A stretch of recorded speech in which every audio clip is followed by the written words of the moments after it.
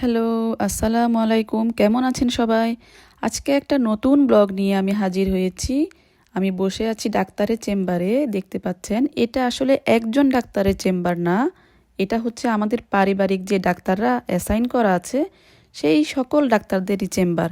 মানে বলা যায় একটা হাসপাতালের মতো। আমাকে ডাক্তার একবার দেখেছে, কিছু টেস্টও করেছে, বলেছে কয়েক মিনিটের মধ্যে রেজাল্টটা দেখে আমাকে আবার ডাকবে। তো আমি অপেক্ষা করছি এখানে।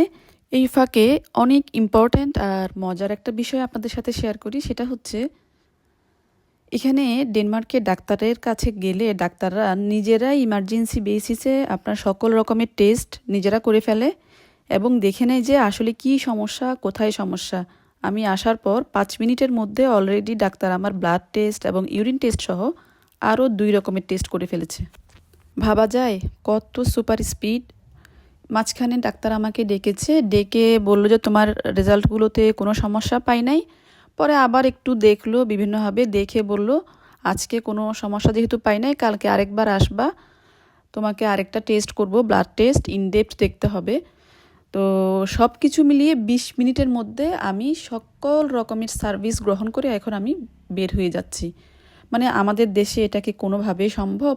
আমাদের দেশকে আমি খারাপ বলছি না, মানে আমি এটা বলতে চাচ্ছি যে এখানে সকল রকমের চিকিৎসা সেবা থেকে শুরু করে সব কিছু কত সুন্দর স্মুথলি হয়ে যায়, তাও আবার সমস্ত কিছু বিনা পয়সায়, মানে ফ্রিতে। হ্যাঁ, এখানে তো চিকিৎসা সেবা ফ্রি, আপনারা সকলেই জানেন। সো যেটা হয়েছিল, দুদিন ধরে আমার একটু খারাপ লাগছিল, বিভিন্ন কাজের কারণে আমি অ্যাপয়েন্টমেন্ট নিতে পারছিলাম না। আজকে আমি 1:30টার দিকে ফোন করেছিলাম, ভেবেছিলাম কালকে বা 2 দিন পরে আমাকে অ্যাপয়েন্টমেন্ট দিবে, কিন্তু তারা আমাকে 2টাই অ্যাপয়েন্টমেন্ট দিয়ে দিল। তো আমি একটু 10 মিনিট বাড়িয়ে নিলাম, কারণ আমাকে রেডি হয়ে আসতে হবে। 2:15-তে আমাকে অ্যাপয়েন্টমেন্ট দিল। 20 মিনিটের মধ্যে ডাক্তার দেখলো, 4 রকমের টেস্ট করলো এবং টেস্টের রেজাল্ট সহ হাতে পেয়ে এখন ডাক্তার আমাকে দ্বিতীয়বার দেখে ছেড়ে দিল। সমস্ত জিনিসটা একটু চিন্তা করলে কেমন না, যে 20 মিনিটের মধ্যে আপনি ডাক্তারকে ফোন করলেন, আপনাকে ডাক্তার দেখলো, টেস্ট হলো, টেস্ট করে আপনি আবার ডাক্তারের কাছ থেকে দ্বিতীয়বার দেখিয়ে বাসায় চলে আসলেন। এই যে আমি আসলে আমার বাসার কাছে চলে আসছি। আমার বাসা থেকে ডাক্তারের চেম্বার হচ্ছে 5 মিনিটের দূরত্ব, মানে হেঁটে গেলে। আর এখানে যেটা বিষয়, যে ডাক্তারদেরকে যখন অ্যাসাইন করা হয় তখন আপনার বাসার কাছাকাছি যে ডাক্তারগুলো আছে ওখান থেকে সাজেস্ট করে আর কি। তো ডেনমার্কে আসার আগে সবার কাছে শুনতাম যে দেশের বাইরে বা ইউরোপিয়ান কান্ট্রি অথবা কানাডা এসব দেশগুলোতে ডাক্তারের অ্যাপয়েন্টমেন্ট পেতে অনেক সময় লাগে, চিকিৎসা পেতেও কষ্ট।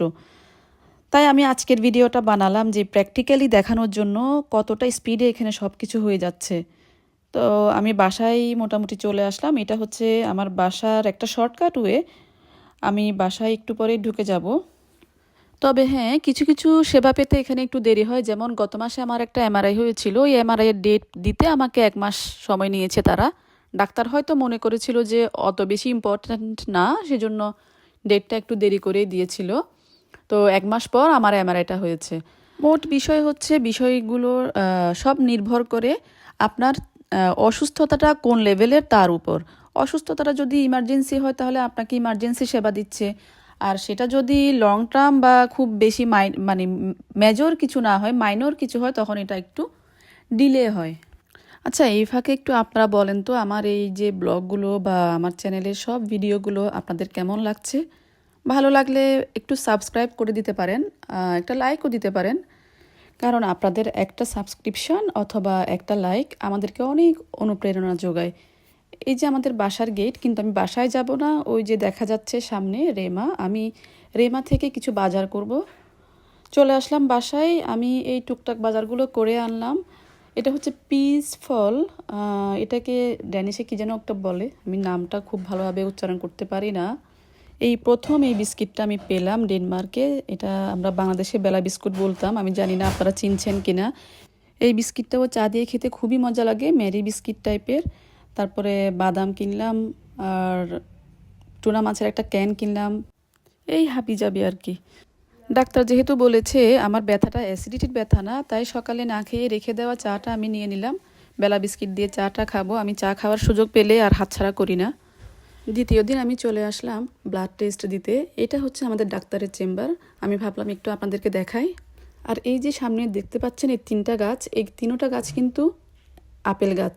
কিছুদিন পরে এখানে আপেল ধরবে, আমি আপনাদেরকে ভিডিও করে দেখাবো।